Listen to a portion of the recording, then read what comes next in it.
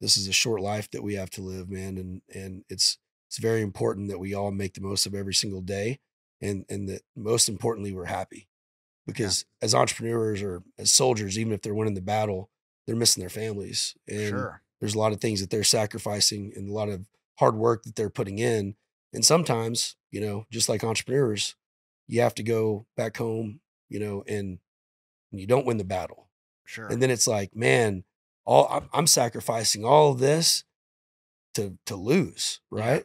For my business to, fold or for lose a war, whatever. Like, it's crazy to kind of think about, but I think that you do the best that you can and with what you got and we're all motivated by different things. And um I think we all have our own unique path, in this world and it's up to us to live it.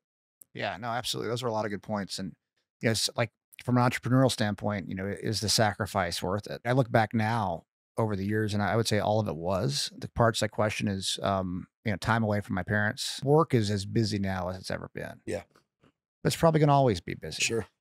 So what is the balance of spending time, with them as they get older to where I don't have regrets, Sure. to where they know how much, I love them and that I know that I gave everything that I possibly could Yeah. to be with them, especially in their older years. So if I were to think about regrets, maybe I have some regret of that over the last few years. If my business would have just failed, I'd have a lot of regret. Like, I wish I did. Yeah, it's kind of a that I would have trickles like down. so That trickles many down too. right. And I think you start thinking about these things as you get a little older. You do.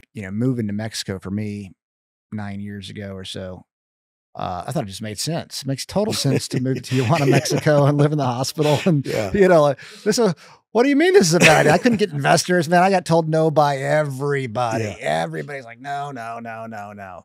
And then, and at the time I was like, why can't they see this? And then now, 9 years later, like, oh, I would have never invested. Yeah, I would have never done that. Like, I know, I get right? it now. Yeah, I get it. By the time you had the vision, Yeah. and the vision's there, and I couldn't see why anybody else couldn't see it. Yeah. And that's fair. Moving away for so long, Mm. that's looking back. I wasn't worried about regretting that at the time. Yeah. But now I can see, wow, that was a big sacrifice. Yeah. Being away from my friends in Nashville, being away from my family, being away from just everything, Mhm. and being in another country and in Tijuana Yeah. specifically. So even going back further, I actually made a post today. I showed like an old fight video that I had, and it was from 2003, so 20 years ago. Yeah.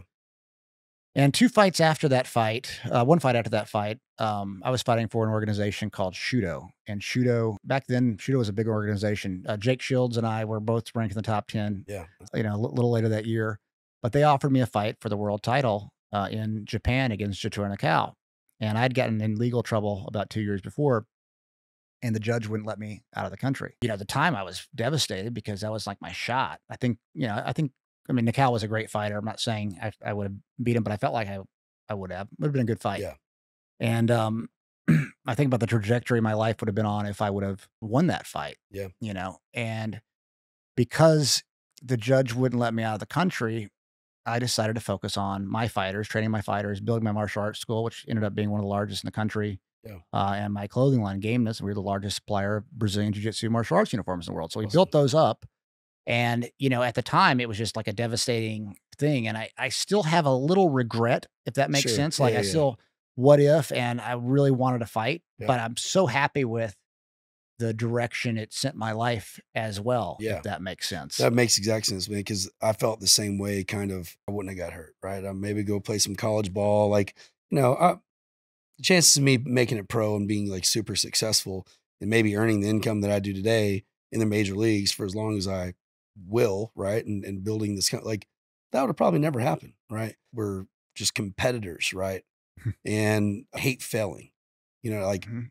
I hate failing more than I like winning. And you know all about it. But it's like, those if that would have happened, the trajectory that it would have set my life on, I'm probably in some old broke, washed up, maybe played A or double A, Yeah. baseball earning 30 grand a year. And, so it's funny how, we always kind of focus on our plan. And when life kind of takes us another way, we can sit there and kick dirt and complain about it. And, or, you can learn to go pro in something else. And I think that's kind of Yeah. what we both did. Absolutely. And it might not have been what we dreamed of as a child, right?